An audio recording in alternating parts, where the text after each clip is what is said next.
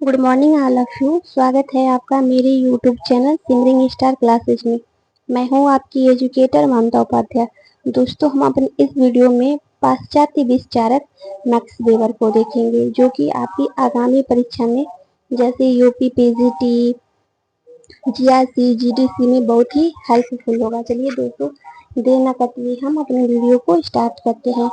Max Weber का जन्म 21 अप्रैल 1864 में थुरिंगा, जर्मनी में हुआ था। इनकी जो मृत्यु है 1920 में हुई थी। मैक्स वेबर को मार्क्स का भूत भी कहा जाता है। मैक्स वेबर ने निम्न सिद्धांत दिए थे। सबसे पहले नंबर पे है सामाजिक क्रिया सिद्धांत, दूसरा सत्ता और शक्ति का सिद्धांत, तीसरा प्रारूप आदर्श का सिद्धांत, चौथा नौकरशाही का सिद्धांत, पांचवा सामाजिक स्तरीकरण का सिद्धांत, छठवें नंबर पर है धर्म का समाजशास्त्र। दोस्तों, सामाजिक क्रिया सिद्धांत क्या है, इसको हम देखेंगे। सामाजिक क्रिया कोई भी मानव गतिविधि जो दूसरे व्यक्ति के प्रति की जाती है, जिसके साथ जो कर्ता होता है वो अपना व्यक्तिगत अर्थ देखता है और वो अन्य व्यक्ति के भूत, वर्तमान, भविष्य से प्रभावित होता है। सामाजिक क्रिया का सिद्धांत कहता है कि मैक्स वेबर का theory of social and economic organisation जो डिल्थे व रिकार्ड से प्रभावित था। जो सामाजिक क्रिया के आवश्यक तत्व हैं दोस्तों, वह इस प्रकार है। सबसे पहला तत्व है कर्ता का जो व्यक्तिगत अर्थ होता है, सामाजिक क्रिया उसके अनुसार हो। दूसरा, अपना उद्देश्य पूर्ण क्रिया हो। तीसरा, व्यक्तियों से प्रभावित हो। सामाजिक क्रिया की 4 कसौटियां या शर्तें होती हैं। जो सबसे पहली क्रिया या कसौटी है वो इस प्रकार है। एक व्यक्ति के भूत, भविष्य, वर्तमान से प्रभावित होता है। जो सामाजिक क्रिया होता है वह दूसरे व्यक्ति के भूत, वर्तमान, भविष्य से प्रभावित हो। वो जड़ वस्तुओं से भी प्रभावित हो सकता है। सामाजिक क्रिया में संचार और संपर्क दोनों का होना आवश्यक होता है। सामाजिक क्रिया के लिए कोई न कोई अभिप्रेरणा जो होती है जरूर होती है। जो एक जैसी क्रियाएं होती हैं उसको हम सामाजिक क्रिया नहीं कह सकते हैं। सामाजिक क्रिया के प्रकार या सामाजिक प्रक्रिया कितने प्रकार की होती हैं, हम इसको देखेंगे। सबसे पहली सामाजिक प्रक्रिया जो है तार्किक सामाजिक प्रक्रिया, यानी कि लक्ष्य। जैसे नौकरी लगने हेतु तो हम प्रतियोगी परीक्षाओं की तैयारी करते हैं, इसको तार्किक सामाजिक क्रिया या लक्ष्य की प्राप्ति करना कहते हैं। दूसरे नंबर पर है मूल्यात्मक क्रिया, यानी कि तार्किकता। जैसे किसी की सहायता करना, देश की रक्षा करना, देश के हित के लिए जौहर कर देना, ये सब जो है मूल्यात्मक तार्किक क्रियाएं होती हैं। भावनात्मक क्रियाएं क्या है दोस्तों, हम इसको देखेंगे। जो प्रेम होता है, क्रोध होता है या जो अन्य संवेग होते हैं, इन पे आधारित क्रियाओं को भावनात्मक क्रिया कहते हैं। चौथा जो सामाजिक क्रिया है वो है परंपरागत क्रिया। जैसे कि प्रथा के अनुसार जो क्रियाएं चलती आती हैं उनको हम परंपरागत क्रिया कहते हैं। जैसे बड़ों का पैर छूना, बड़ों को नमस्कार करना इत्यादि। मैक्स वेबर के अनुसार आदर्श प्रारूप क्या है, हम इसको देखेंगे। मैक्स वेबर ने प्रत्यक्षवाद की जगह आदर्श प्रारूप को अपने अध्ययन पद्धति में प्रयोग किया था। आदर्श प्रारूप की परिभाषा देते हुए मैक्स वेबर ने कहा था कि जो आदर्श प्रारूप होते हैं वो प्रकल्पना में या मूर्त स्थिति है। जो प्रकल्पना होती है उसमें मूर्त स्थितियों में होते हैं और जिसका निर्माण सामाजिक यथार्थ के आधार पर किया जाता है। इनका जो प्रयोग होता है वो तुलनात्मक होता है। आदर्श प्रारूप अनिवार्य विशेषताओं का पुंज होता है। यहाँ आदर्श प्रारूप का मतलब मूल्य से नहीं होकर बल्कि शुद्ध मॉडल प्रारूप से है तथा इसके उद्देश्य तुलनात्मक अध्ययन प्रस्तुत करना होता है। और आदर्श प्रारूप वास्तविक होते हुए भी सामाजिक यथार्थ की व्याख्या के लिए निर्मित किए जाते हैं। आदर्श प्रारूप के स्वरूप किस प्रकार है, सबसे पहला सामाजिक यथार्थ प्रारूप, जैसे कि नौकरशाही।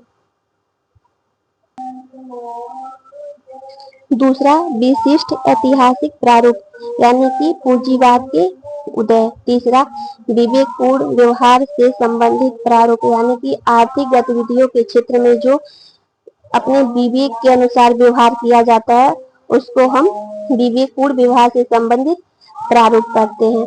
मैक्स वेबर के अनुसार सत्ता और शक्ति का सिद्धांत क्या है, हम इसको देखेंगे दोस्तों।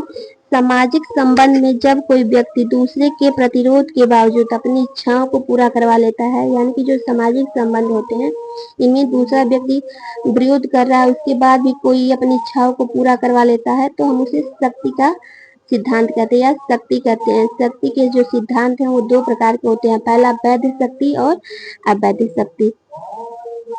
वैध शक्ति को ही सत्ता कहा जाता है, अर्थात जब शक्ति को वैधानिक रूप प्रदान होती है तो उसे सत्ता कहते हैं। सत्ता के प्रकार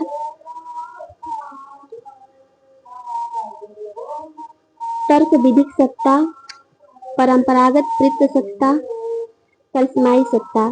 तर्क विधि सत्ता के अंतर्गत नौकरशाही यानी कि जो किसी की नौकरी करता है वो आ जाता है। परंपरागत पितृ सत्ता जैसे कि राजा है, सरदार है, पिता है, महारानी है, इनकी जो सत्ता चलती है इसको परंपरागत पितृ सत्ता कहते हैं। करिश्माई सत्ता क्या होता है दोस्तों? करिश्माई सत्ता वो होता है कि व्यक्तिगत अथवा अस्थायी चमत्कारी व्यक्तित्व जैसे महात्मा गांधी हो गए, धर्मगुरु हो गए, पैगंबर हो गए, जादूगर इत्यादि जो होते हैं करिश्माई सत्ता के अंतर्गत आते हैं। मैक्स वेबर के अनुसार नौकरशाही क्या है?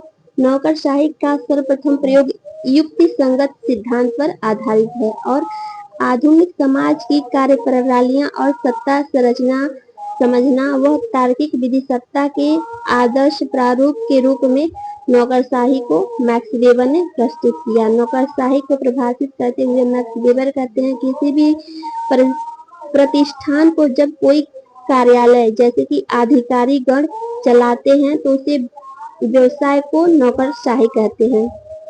नौकरशाही की जो विशेषता है दोस्तों इस प्रकार है: अव्यक्तिगत व्यवस्थाएं, लिखित नियम, पद सोपान, पदोन्नति, स्पष्ट श्रम विभाजन, वेतन भत्ते, भर्ती के नियम, अधिकारिता रिकॉर्ड आधुनिक समाजों की अनिवार्य विशेषता है।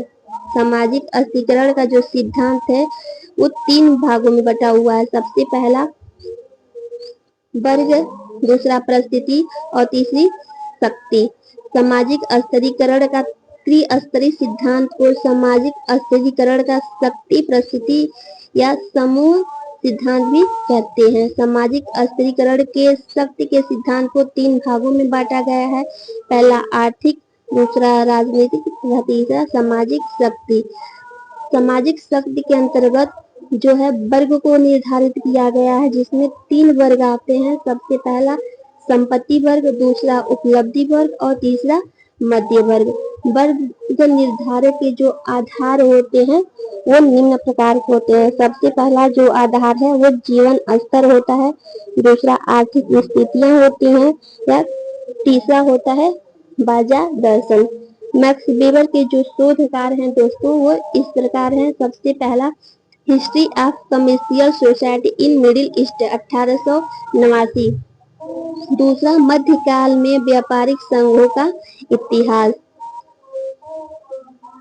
मैक्स वेबर ने व्याख्यात्मक समाजशास्त्र के जनक सिमेल व टॉनिक से प्रभावित थे। जो मैक्स वेबर हो वो व्याख्यात्मक समाजशास्त्र के जनक सिमेल व टॉनिक से प्रभावित हैं। इन्होंने युक्तिकरण का सिद्धांत दिया या तार्किकता की अवधारणा दी। समाजशास्त्र को व्याख्यात्मक एवं अंतर्निरीक्षात्मक विज्ञान बनाने पर बल दिया। मैक्स वेबर ने मूल्य विमुक्त समाज की अवधारणा दी। मैक्स वेबर की पुस्तकें जो है दोस्तों इस प्रकार हैं। सबसे पहला पुस्तक the protest ethic and spirit of capitalism जो 1904 से 1905 में लिखा गया। दूसरा द रिलीजन ऑफ चाइना जो 1916 में लिखा गया। तीसरा रिलीजन ऑफ इंडिया 1916 और 17 में लिखा गया। चौथा इकोनॉमी एंड सोसाइटी जो 1917 में लिखा गया।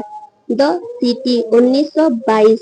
छठवां the theory of social and economical organisation जो 1925 में लिखा गया। सातवां जनरल इकोनॉमिक हिस्ट्री जो 1950 में लिखा गया। दोस्तों आपको मेरा वीडियो कैसा लगा आप हमें जरूर बताएं और कमेंट करें और हमारे चैनल सिमरिंग स्टार क्लासेस को सब्सक्राइब करें और आगे आप किस चीज का वीडियो देखना चाहते हैं दोस्तों ये हमें कमेंट करके जरूर बताएं।